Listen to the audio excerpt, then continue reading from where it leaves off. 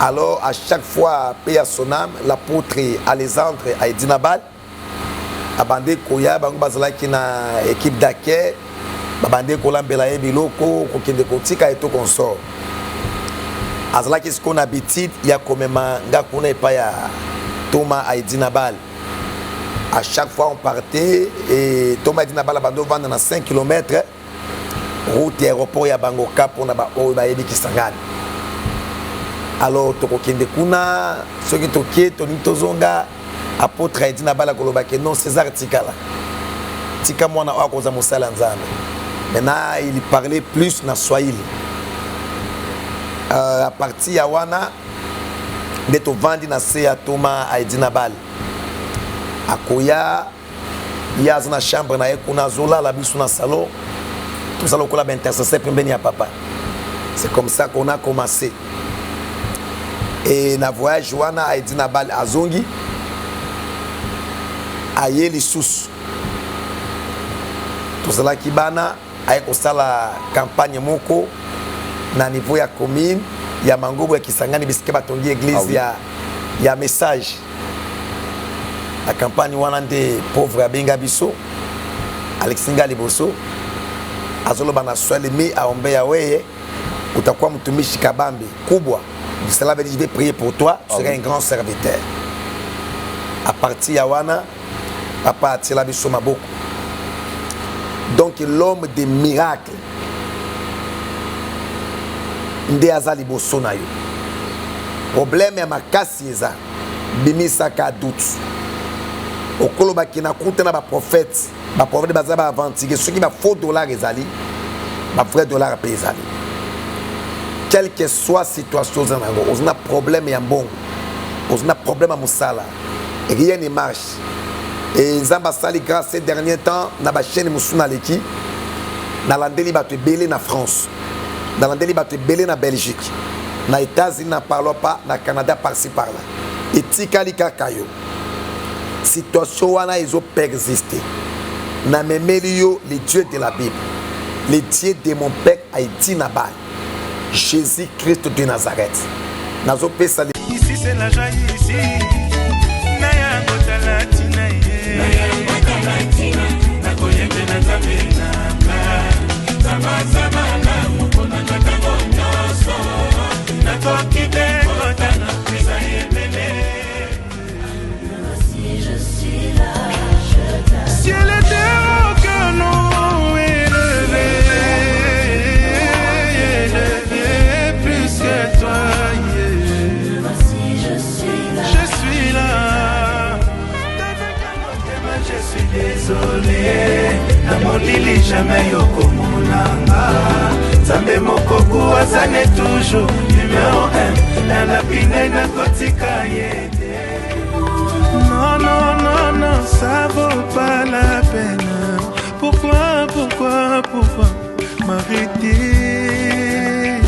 Plein de rêves et de promesses non réalisées. Mokele seka kengai, pongana lalio, babenga kinga zobai, balobinga izere. Metala, bakomyo banga, bakomyo kima, boyondo nzambo zali. Metala, apesinga valer, natinga misena. Father, without you I will be drowned. Your presence is all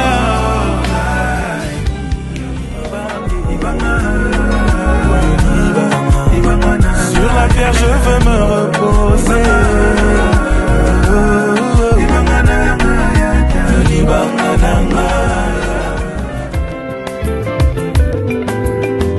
Petit à petit est à la moana yo azokola azokoma kuyeba sekele nanga ya kokola je n'ai pas caché eza nango bible nango prier les hommes de la kokola sur la bolingo emiti de mon âme entends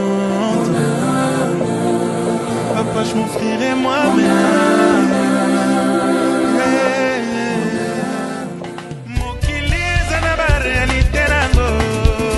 Merci très chers téléspectateurs, téléspectatrices, c'est toujours de votre chaîne qui est au Bossépé la Rapolandango. Nalina Lobela Moutoumoro, par rapport de ça, soyez connectés, branchés, s'abonner partout. Et le lot nazanga mon côté, nazalina Moutou Obo Messana Kolandaye, pourquoi pas l'homme de Faya, pourquoi pas aussi. Je lui parle toujours qu'il est bouche de l'internet, partout dans Moga Nyoso, Bozolanda Bisso. Soyez connectés, branchés, scotchés. Je ne suis pas moi-même Nazana Moutou Nanzambe, l'homme de Dieu. Oyo, ceux qui n'ont pas mon caméraman, mon technicien, ceux qui ont joué l'apôtre César lui-même, l'homme de Faya. Bonjour papa. Bonjour, bonjour papa. Bonjour Sama Mikolo papa. En tout cas, très bien, Nakolo Batoza, Kimia, Nangolo Nanzambe. Évolution Moussa les autres. Vraiment, ça évolue très bien par la grâce de Dieu. Na mon message na loba toujours au pambola libota na nzambe o bazolanda biso na musika ya mbowe ke tokota liboso na itando na biso. Père, dans le nom de Jésus-Christ de Nazareth, nous te sommes infiniment reconnaissants les maîtres des temps et des circonstances pour ces moments favorables que tu nous as accordé de nous retrouver en lieu. Nous voulons parler de ta part, communiquer ta pensée. Assistez-nous, nous anéantissons tout principauté de l'air, toutes forces invisibles, au nom de Jésus-Christ. Que ta Seigneurie soit manifeste au milieu de nous, au nom de Jésus. Amen. Au nom de Jésus-Christ, Amen. Nabayo Sobazolanda Bisso, mon apôtre César Limeme, l'homme de Faya, un père pour les nations. Papa, nazo mona chaîne Oyo, bato poto bazotuna, bato à Londres, Belgique, en Afrique du Sud, bazotuna, miracle zo salima. Nazo mona ba maman msu bazobenga papa, ceci cela, nzambe nazo sala makasi. Mais ebele bazolanda yo mon apôtre. Mais bazoé ba les pensées, comment les pensées étaient commencées. Et pour que les lots à l'apôtre Toza Liboso n'étando na biso, est-ce que tu peux nous raconter parcours na yo parce que zana bateau bazo ka l'apôtre César lui-même, l'évêque général. Mais bazo ye baté que il est qui, l'enfant de qui, est-ce que Simano peut tata zali? Merci beaucoup papa Miel. Oui. Pour na motuna moko kitoko mingi. Normalement to meli na Nzambe. To salipe na Nzambe makambo mwa mingi. Alors ils appellent ça motuna o bato batuna ka moi trop. Nanga d'abord na expliquer parcours na bandi kosela Nzambe na benga mezala ki mwana mokie makasi. Mama kulutu nanga pe asonam Vicky ye akufa mezala ki servante mokambi ko kamba mama na église Fepako Nzambe malam à l'époque. Alors Vicky abando kamba ba mama na Fepako na Kisangani pena bamboka mike. Alors à chaque fois paix à son âme l'apôtre Alexandre Aïdinabal abandé koya bango bazala ki na équipe d'accueil babandé kolambela ye biloko kokende kotika et tout consort azala ki ce qu'on habitude ya komema nga kuna epa ya Thomas Aïdinabal. À chaque fois on partait et Thomas Aïdinabal abando vendre na 5 km route aéroport ya bango cap on a ba o ba yebi Kisangani. Alors tokokende kuna soki tokie toni tozonga apôtre Aïdinabal koloba ke non César tikala tika mwana wa koza mosala Nzambe. Maintenant il parlait plus na Swahili. À partir ya wana de to vandi na se ya Thomas Aïdinabal akoya yaza na chambre na ye kuna zola la biso na salon tout ça lokola ben intercesseur pembeni ya papa. C'est comme ça qu'on a commencé. Et na voyage wana Aïdinabal azongi aye lisusu tozala kibana aye kosala campagne moko na niveau ya commune ya Mangobo ya Kisangani bisike batongi église ya message. La campagne wana nde pauvre abenga biso Alexinga Liboso azolo bana swali mi aombe ya weye utakuwa mtumishi kabambi kubwa. Cela veut dire je vais prier pour toi, tu seras un grand serviteur. À partir ya wana papa atila biso maboko. Itango papa edina bala atila biso maboko. Akomi koya Kisangani azongi. Akomi koya Kisangani azongi. kokoma na 96 kolanda 97 avant que Afdel Ekota l'apôtre Alexandre Aïdi Nabal ayaki lisuna Kisangani etango yaki na Kisangani tokeli sukomona ina ndako kuna nde tofukamaki abondeli linga nzambe apoko bondela pona biso papa azonga bien ki alinga mingi ayaki kokufa na Afrique du Sud parce que koya dernier voyage wana santé na ezala surprise malamu te de l'apôtre Tinabal. Oui, de l'apôtre Tinabal. Mais ba memaka ba zong sa bembe na oui na kokoma na passage wana alors tango aki azon Kinshasa abeli après avoir kobela ba memi na Afrique du Sud et kokoma na Afrique ba menaki na hôpital à Liboso et teniga quitté moi na yemoko autaki Angola a combien Afrique du Sud même na hôpital à Mibale kuna nde pauvre Aïdi Nabal akufaki et eloko na koloba na nzela ya papa wana apesaki biso goût ya kosela nzambe donc tokoli na bikamwa tomoni bikamwa na ndako tubande kuvanda na ye na sonki wana soki aye ezalaki na clôture na butu ozoyoka bandoki bazokoya na manzanza lokola ba mabanga ya mbula pa boko se retrouver et belé bandoki liboso na kati ya clôture.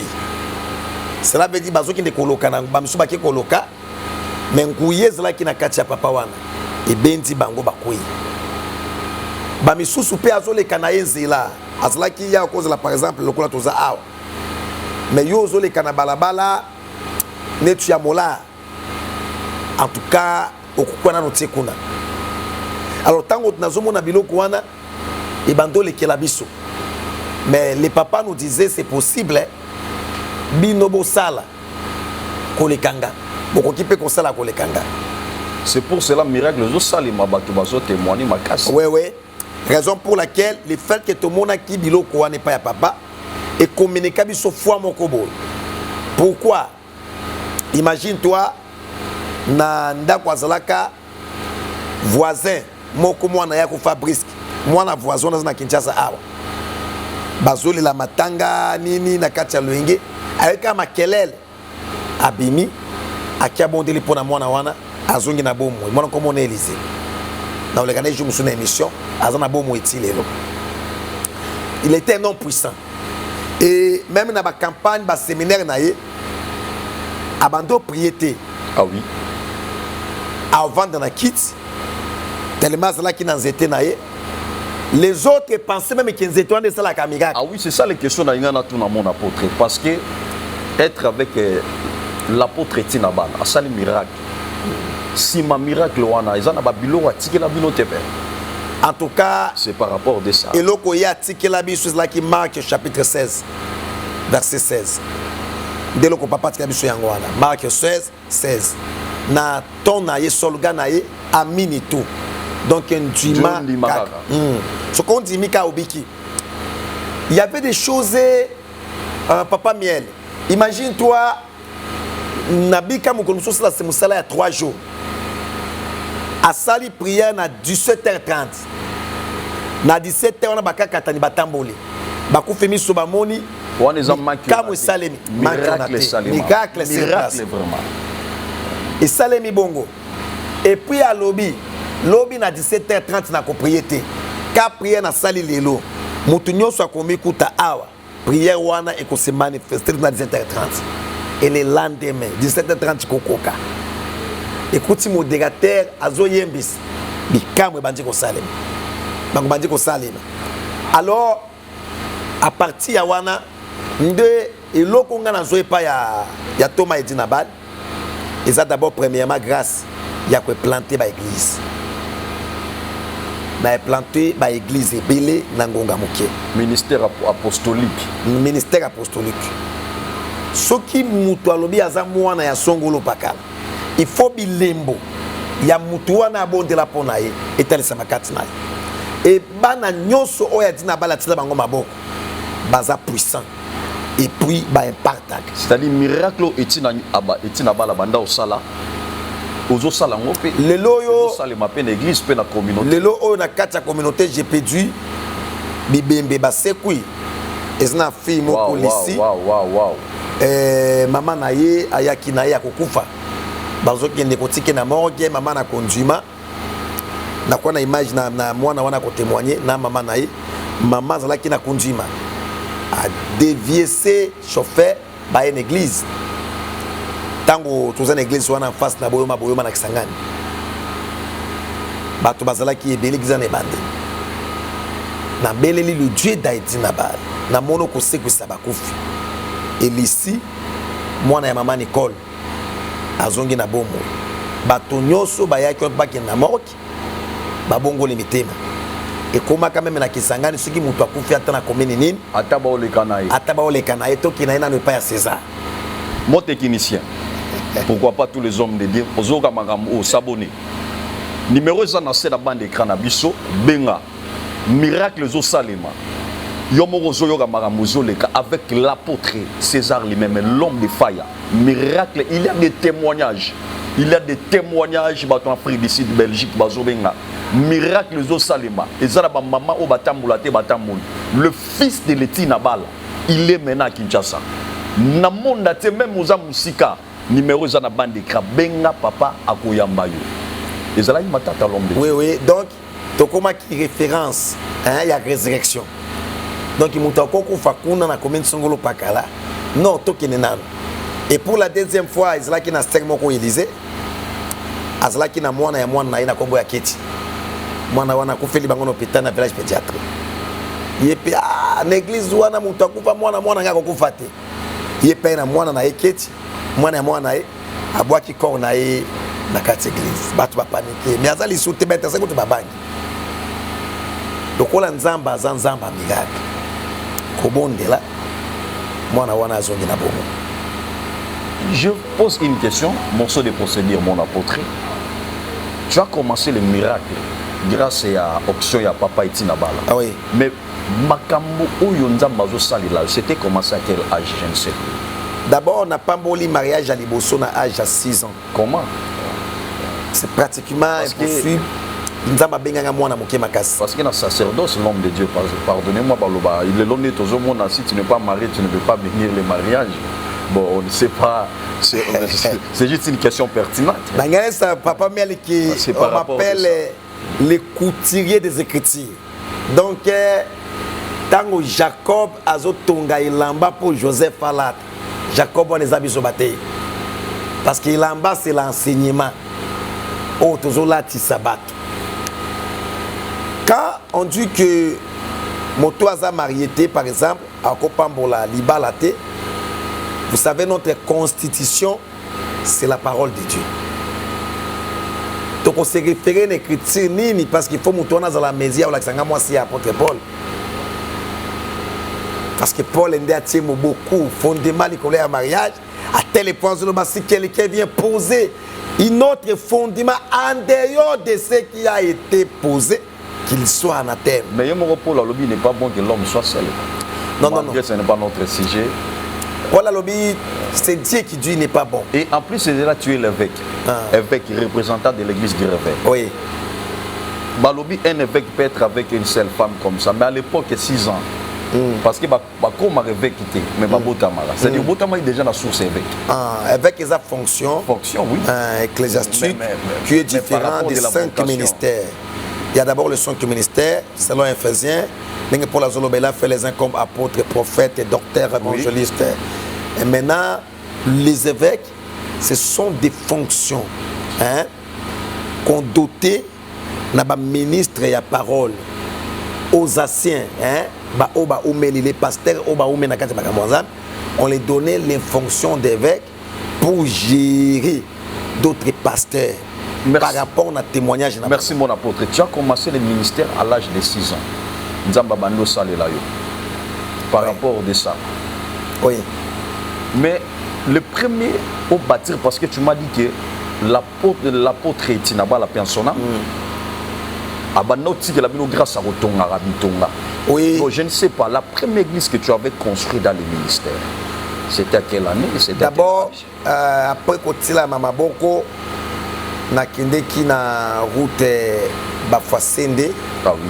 Na planté église Fepako, na ke na côté Anyanya na planté ba place Beleu.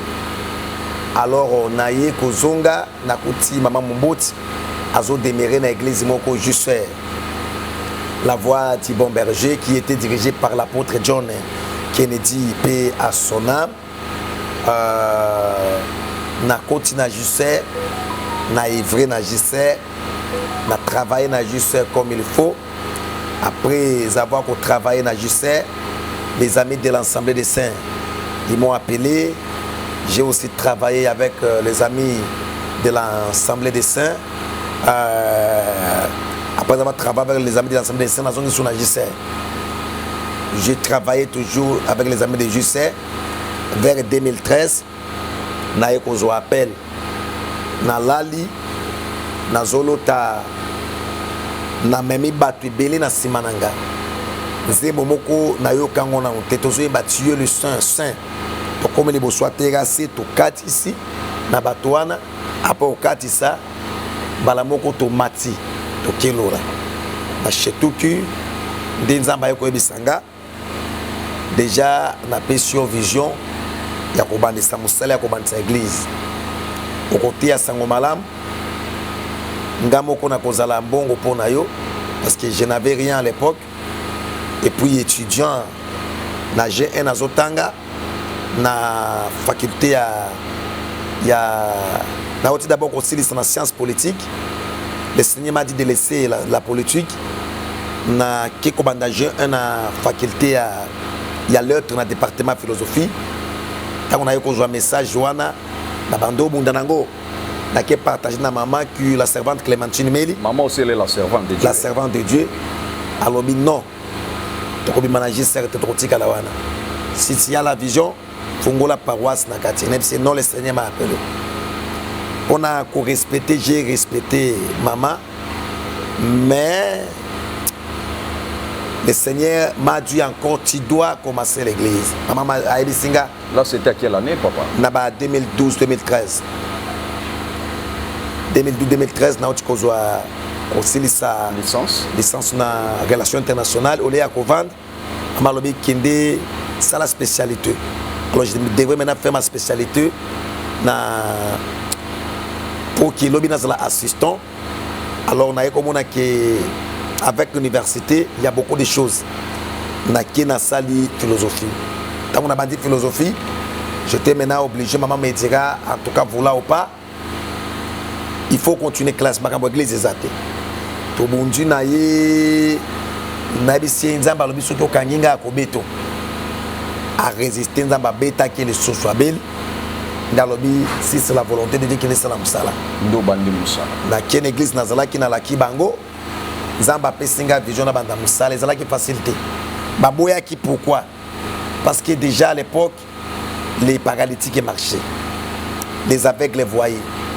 D'abord prophétiser ma casse à tel point l'église Tokoya ceux qui n'ont pas paroisse au bateau baza 20 et qu'on sait la 2 semaines photo les 400 200 300 parce que les gens suivaient les miracles. Vraiment merci mon apôtre Moutinho Sozolanda s'abonner commenter numéro zana c'est benga l'apôtre César lui-même même ici mon apôtre je ne sais pas juste une question na bateau bazolanda biso en Afrique du Sud à Londres ils ont un problème na makasi.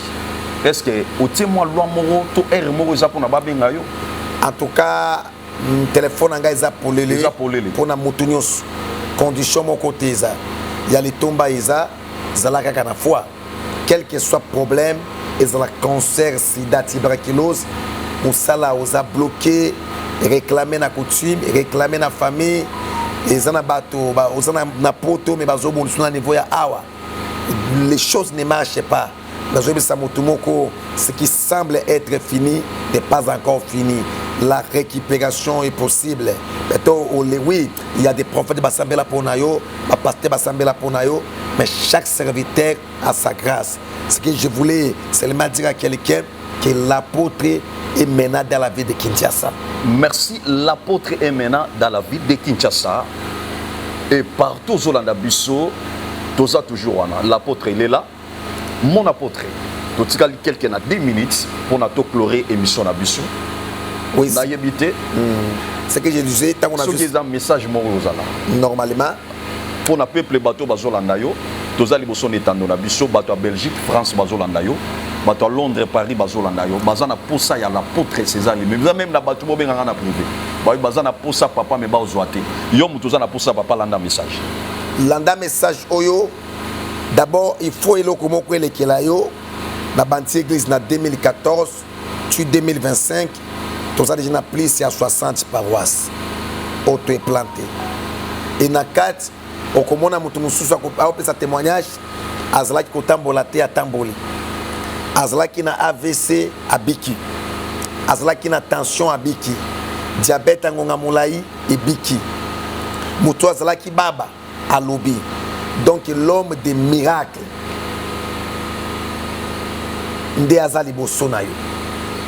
Problème ya makasi eza bimisaka doute okolo bakina kuta na ba prophète baza ba aventure ceux qui ba faux dollar ezali ba vrai dollar pe ezali quelle que soit situation zango on a problème ya mbongo on a problème à musala rien ne marche et nzamba sali grâce ces derniers temps na ba chaîne musuna leki na landeli ba te belé na France na landeli ba te belé na Belgique na États-Unis na parlons pas na Canada par-ci par-là et tikali kakayo situation wana ils ont persisté na memelio les dieux de la Bible les dieux de mon père Haïti Nabal Jésus-Christ de Nazareth nazo pesa numéro nanga bakotia wana ils a plus 243 84 055 33 51 plus 243 84 055 33 51 ou soit plus de 53 81 38 38 488 plus de 53 81 38 38 488 actuellement dans la Kinshasa na bâtir pe église déjà koya depuis na 8 mois dans la Kinshasa awa to bâtir église Christ revient oko taper même Facebook oko mona yango toboti bana ebele na molimo pe na musala ya nzambe nous dirigeons une grande communauté on a ça visionnaire représentant légal na Kinshasa awa to na bandal tibango okomi na kini marché bandal tibango si ma kini marché bandal tibango tuna école secondaire les Bambais au tuna école secondaire les Bambais avenue Kaka numéro 1 avenue Kaka numéro 1 dans la programme à prière il y a un service à prière il y a ma casse mardi de 9h à 12h et ça mardi Maombi mardi Losambo 9h à 12h et jeudi dans la Kawana 17h à 19h 17h à 19h chaque samedi ils a jour il y a consultation prophétique au sambe la pona bato pour tirer la bato maboko pour l'ande la baka et dimanche 8h30 à 11h30 8h30 à 11h30 si tu as besoin de nous numéro Izawana il est dû à la zima Yesu yupo una matatizo una gonjwa mashida mbalimbali ule ambao alitukufia msalabani Mungu wa idini ya bali abadilike kamwe yuko hapa ukiamini utaishi mkono ya Mungu. Asante. Merci.